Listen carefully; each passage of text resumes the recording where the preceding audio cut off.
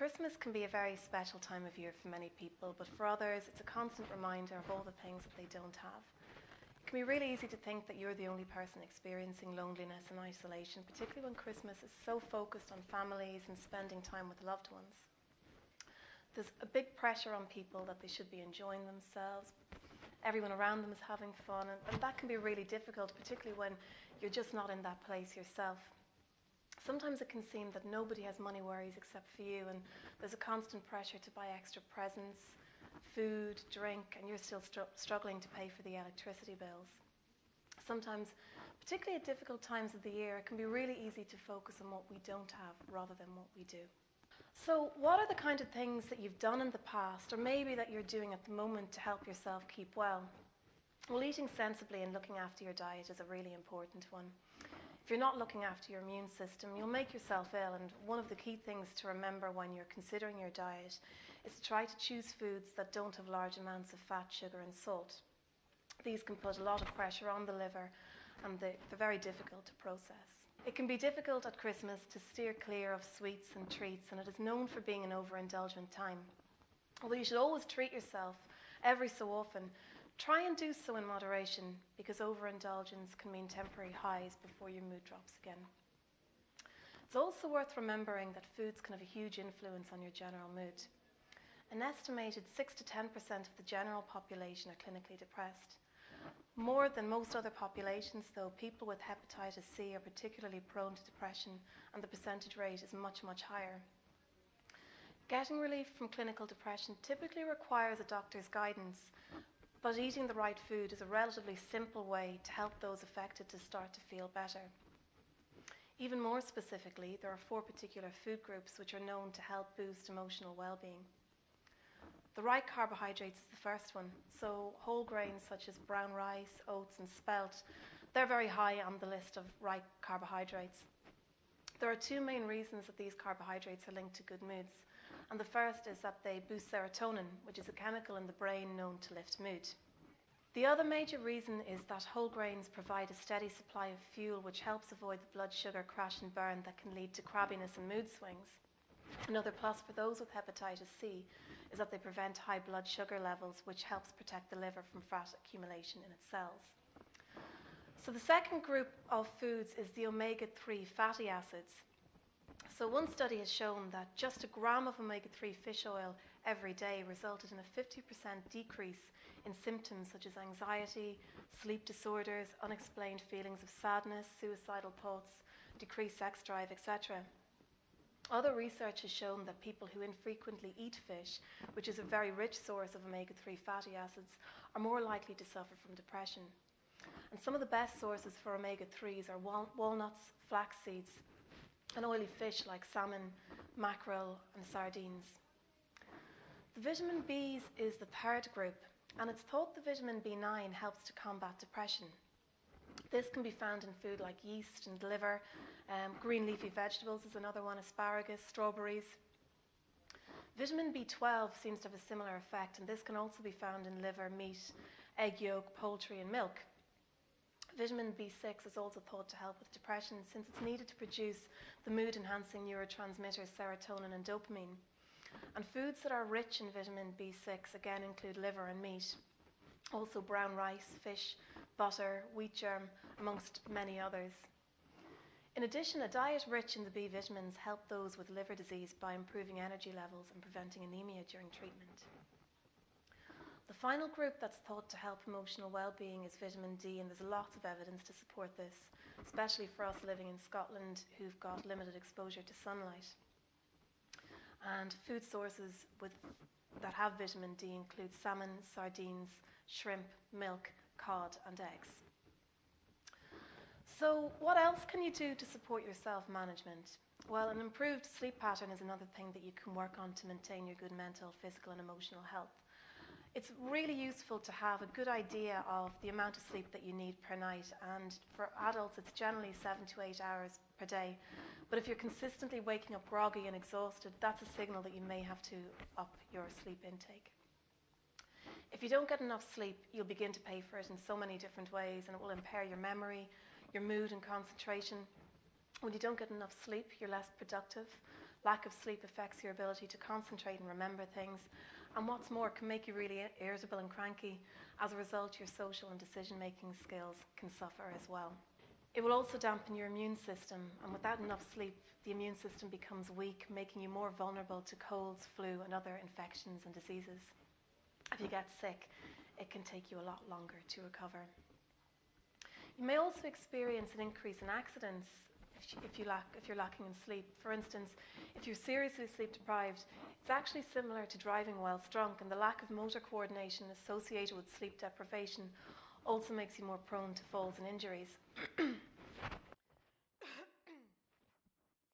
Developing a relaxing bedtime routine can be really useful to help you improve your sleep pattern, and a lot of people find it helpful to relax and wind down before bed. This actually sends a signal to your brain that it's time to wind down, which makes it easier to fall asleep. A lot of people use television to fall asleep or relax at the end of the day. You might even have a television in your bedroom. Television, however, actually stimulates the mind rather than relaxing it, and the non-stop flickering of light coming from the TV or a computer screen can really interfere with the body's clock, which is sensitive to any light. Television is also noisy, which can disturb sleep if the set is accidentally left on. Relaxation techniques are beneficial for everyone, but especially for those struggling with sleep. So practicing relaxation techniques before bed is a really great way to wind down, to calm the mind and to prepare for sleep. And some relaxation techniques that are very simple but effective include simply deep breathing. So if you can imagine closing your eyes and trying to take deep, slow breaths, making sure that each breath is even deeper than the last one. Alternatively, you could do progressive muscle relaxation, and starting at your toes, tense all the muscles as tightly as you can, then completely relax. And work your way up through the different muscle groups in your body, right to the top of your head, tensing and relaxing as you go. If you're still waking up during the night and having trouble falling back to sleep, there's a few tips that might help. Firstly, just try to stay relaxed.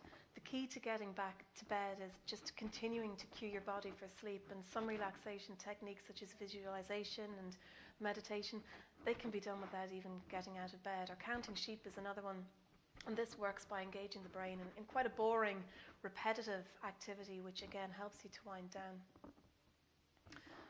It might help to try a quiet, non-stimulating activity. So if you've been awake for more than 15 minutes and just don't feel that you can get back to sleep, try getting out of bed and doing a quiet activity. Keep the lights dim though, so as not to cue your body clock that it's time to wake up. A light snack or herbal tea might help relax you. Again, be careful not to eat so much though that your body begins to expect a meal at that time of the day. Try not to stress about it. Remind yourself that although it's not a replacement for sleep, rest and relaxation still can help rejuvenate your body. So concentrate on relaxation and not necessarily sleeping. I've spoken a little bit already about diet, but actually making small changes to your diet can significantly improve your sleep as well. Taking care of your body can have a big impact on the quality of your sleep, and you'll sleep more deeply if you watch what you eat before bed. Following a simple tip like avoiding eating a large meal within at least 2 hours of bed can be helpful. It may also be worth experimenting with different bedtime snacks which may help you sleep. Some people find yogurt or a banana and a cup of hot chamomile tea or a warm milky drink instrumental in helping them get to sleep. Finally, there are certain foods and substances that experts advise not to eat close to bedtime. First is too much food, especially fatty, rich food, because it takes a lot for your stomach to digest and it may keep you up. Spicy or acidic food in the evening can cause stomach trouble and heartburn as well. Too much liquid is another one, and drinking lots of fluid may result in frequent bathroom trips throughout the night. Alcohol. Many people think that a nightcap before bed will help them sleep, when it might make you fall asleep a bit faster, but alcohol actually reduces your sleep quality, waking you up later in the night. Caffeine is another one, and that can cause sleep problems up to 10 to 12 hours after drinking it. So consider eliminating caffeine after lunch, or at least cutting back your overall intake, and this should significantly improve your sleep. For those who smoke, nicotine is a stimulant which disrupts sleep. And what a lot of people don't know is that smokers actually experience nicotine withdrawal as the night progresses, which makes it harder to sleep as well. Finally, getting regular exercise can also make it easier to fall asleep and to sleep better. As little as 20 to 30 minutes of activity can help, and you don't need to do all 30 minutes in one session. You can break it up into 5 minutes here or 10 minutes there. You'll still get the benefits. Exercise, though, is not just useful as a sleep aid, and many of the people that we work with within Waverley Care use exercise as a self-management tool to help them release tension, to deal with stress, improve their general mood, and so on. So research indicates that modest amounts of exercise, even just 15 minutes a day, can help ease depression, can enhance self-image, it can relieve stress, and much, much more beyond. There's a common misconception that exercise must be expensive, and it involves taking out an expensive gym membership, buying expensive gear, and so on. But it doesn't have to be the case, and even by simply buying a comfortable pair of shoes and going out for a walk with the dog, you're already starting the process. Getting involved with exercise has a number of key benefits. So firstly, it can help relieve stress and anxiety, and it's proven that regular exercise will reduce these. It can also help to alleviate depression. In fact, exercise has been proven to treat mild to moderate depression as effectively as antidepressants. Physical activity increases serotonin, which is a brain chemical that fights negative thoughts and depression. It also boosts mood, and exercise releases endorphins, which are powerful chemicals in our brain that essentially energize our spirits and simply make us feel good. It also can sharpen brain power, and these same endorphins that make us feel better also help us to concentrate and feel mentally sharp for our tasks. You'll also find that you'll gain energy from doing regular exercise, and if you want to feel less fatigued and have a better sleep, then get moving in the fresh air. Increasing your heart rate several times a week will definitely give you more get up and go. So start off maybe with just a few minutes of exercise a day, and after a while you'll definitely have the energy to add a few more minutes to your routine. Another big concern for people around Christmas time is money issues, and we've been working with a lot of people in the lead up to Christmas to support them to manage their finances in preparation for the festive season.